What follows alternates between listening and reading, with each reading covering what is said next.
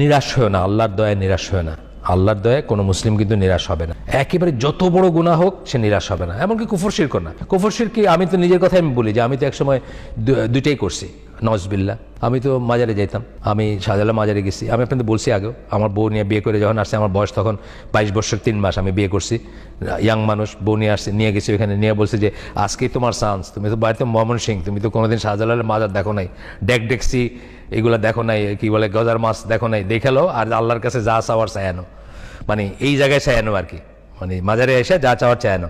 তারপরে বলছে খবরদার পিছন দেখায় বাইরে না, কিন্তু এটা বিশাল বেয়াদবি, মানে গইরা বাইরে না, পিছনে হাইটা এটা বাইরে, এটা শিরকের কাজ না, এটা পিওর শির। আমি তওবা করছি, আমি আল্লাহর কাছে মাফ চাইছি। আমার জ্ঞান ছিল না, আমার ই ছিল। আপনারা কি করে থাকতে পারেন কোনোদিন?